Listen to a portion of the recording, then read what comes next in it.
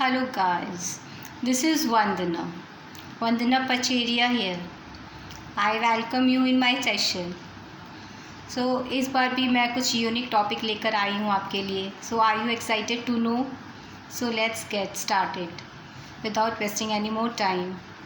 तो आज का टॉपिक है सरेंडर मेडिटेशन. तो इसके लिए आपको क्या करना है, डिम लाइट में बैठना है, लूज़ कपड़े पहनने हैं, हैंड को क्लोज करना है, लेग को क्रॉस करना है. सब्सक्राइब करिएगा, लाइक करिएगा, शेयर करिएगा.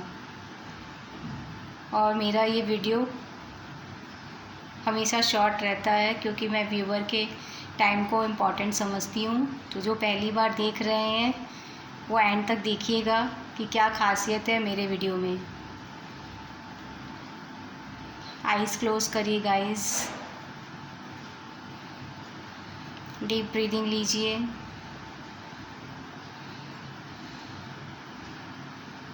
Inhale,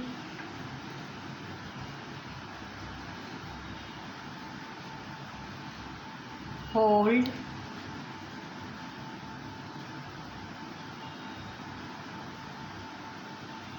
Excel. Inhale, hold, exhale. Inhale, hold, exhale. Inhale, hold,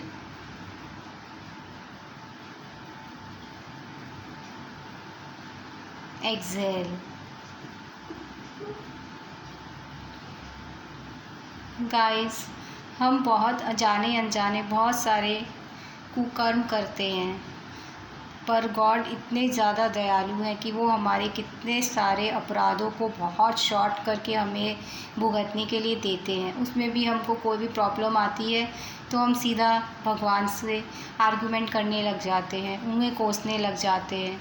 लेकिन ये सही नहीं है. भगवान जानबूझकर आपको कोई पनिशमेंट नहीं देते हैं, ये आपके ही कर्मों का फल है. वो तो उनको और भी शॉर्ट करके देते हैं. तो हमें भगवान से आज के बाद कभी भी आर्गुमेंट नहीं करना है और बोलना है ईश्वर की रहमत है, आपने जो दिया सर माथे पर, आपकी रज़ा में ही मेरी रज़ा है. जैसे कि मैं आपको एग्ज़ाम्पल के थ्रू समझा रही हूँ. जैसे हम कोई टैक्सी हायर करते हैं तो हम ड्राइवर को बोलते हैं हमें इस डेस्टिनेशन पर जाना है, तो हम उस पर अंधा विश्वास करते हैं कि वो हमें सही जगह पर ले जाएगा. हम बिल्कुल डाउट नहीं करते हैं. तो परमपिता तो हमें जन्म दिया है, हमारे क्रिएटर है, हमें तो उन पर बिल्कुल भी डाउट करना ही नहीं चाहिए. जब हम एक अनजान ड्राइवर पर विश्वास करके अपने आप को सौंप देते हैं तो हमें तो कितना भरोसा करना चाहिए उस यूनिवर्स पर. फिर दूसरा एग्ज़ाम्पल मैं लेती हूँ. जब हम लोग एरोप्लेन या हेलीकॉप्टर में चढ़ते हैं तो हम पायलट के भरोसे रहते हैं. हमारी ना तो उससे कोई जान पहचान रहती है ना कुछ रहता है. हम उसके भरोसे उड़ते हैं बेफिक्र होकर, कोई डाउट नहीं करते हैं. तो I hope you got clarity.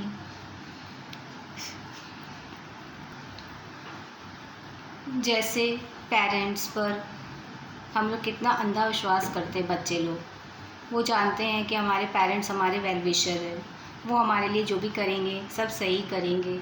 तो बच्चे अंधविश्वास होकर अपने माता पिता की बात सुनते हैं और उसको अमल करते हैं. उसी तरह हमें परम पिता यूनिवर्स की हर बात माननी चाहिए. उनको अपना सब कुछ सर्वस्व न्यौछावर कर देना चाहिए कि आप जो भी कर रहे हैं, मेरे लिए जो डिसीज़न ले रहे हैं, आप मुझे जो दे रहे हैं, मुझे वो सरलता से सहजता से स्वीकार है. ना कि उसमें विलाप करना चाहिए, ना ही क्रोधित होना चाहिए, ना ही जलन की भावना होनी चाहिए, ना घृणा की भावना होनी चाहिए. प्यार से हंसते हंसते स्वीकार करना चाहिए। हम तो खाली हाथ आए हैं, हम तो कुछ भी नहीं लेकर आए हैं, फिर भी हमें देखो सब कुछ दे रखे हैं। और हमारे उनके सामने हमारी कोई औकात नहीं है। वो जब चाहे हमें भस्म कर सकते हैं, मिटा सकते हैं। तो हम कौन होते हैं उनके साथ आर्गूमेंट करने वाले, उन्हें दोष देने वाले, राइट गाइस। और अटूट विश्वास करना है और निस्वार्थ भाव से काम करना है। कोई भी फल की उम्मीद नहीं करनी है। अगर हम फल की उम्मीद करेंगे तो वो तो लेन देन हो गया, वो तो बिज़नेस हो गया कि मैं तुम्हें ये दे रही हूँ, तुम मुझे ये दो। लेकिन हमें इस निस्वार्थ भाव से कुछ भी अपना देते जाना है लोगों को, और उम्मीद नहीं करना है कि वो हमें क्या दे रहे हैं। फल की कामना नहीं करनी है। इससे आपके क्या होंगे, प्रारब्ध कटते जाएंगे, आपको मृत्यु लोक में आना नहीं पड़ेगा। और अगर आप लेन देन के बंधन में बंधे रहेंगे तो बार बार आपको मृत्यु लोक में आना पड़ेगा। तो क्लियर करते जाइए। और जैसे अगर कोई माँ बोल रही है हम अपने बेटे के लिए इतना किए हैं, तो किए हैं, तो अब ये उम्मीद मत रखिए कि वो बेटा आपके लिए बहुत कुछ करे। हमें हर समय उस खुदा को, उस भगवान को, इस ईश्वर को ये कहना है कि हमारी गलतियों को माफ़ कर दे, प्लीज़ हमें माफ़ कर दे। हर समय यही बोलना है और ग्रैटिट्यूड देना है। Thank you, thank you, thank you. उठने के साथ सिर्फ मुंह पे 2 ही वर्ड होना चाहिए, सॉरी और forgive me, sorry, forgive me and thank you. इसका माला जपना है। हमें अपने अंदर विनम्रता लानी होगी, ह्यूमैनिटी लानी होगी। ईगो नहीं रखना है, एटीट्यूड नहीं रखना है, सिर्फ गिवर बनना है। आप गिवर बनोगे तो आपको यूनिवर्स इतना ब्लेसिंग देगा, आपके कार्मिक अकाउंट को क्लियर भी करेगा और अच्छे सत्कर्मों से भर देगा।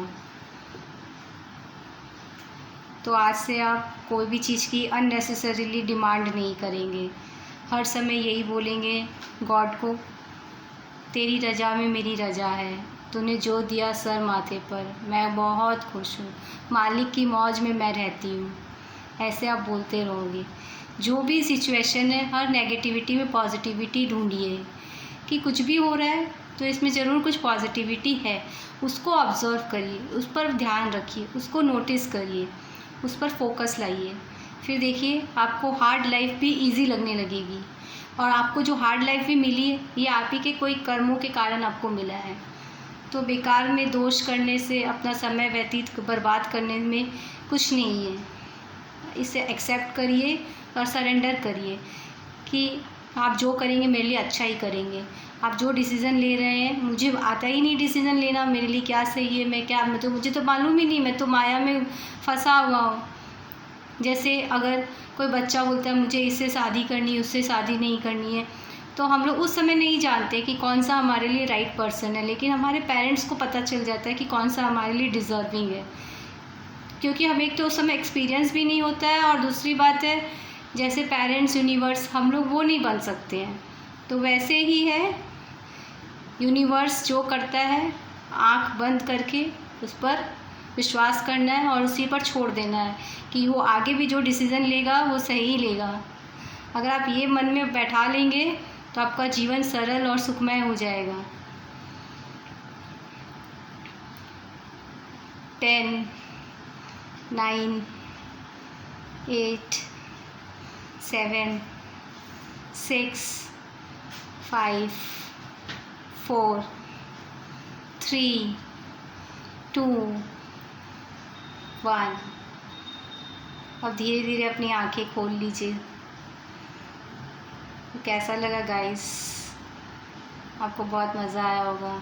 अगर आपने कुछ भी सीखा है, अगर आपको इन्फॉर्मेटिव लगा है तो उसको लाइक करिएगा, कमेंट करिएगा, शेयर करिएगा, ताकि काफ़ी लोगों तक पहुंच सके। Thank you for being with me. Have a nice day, have a blissful day. Thank you for your patience. May God bless you. Thank you, thank you, thank you so much.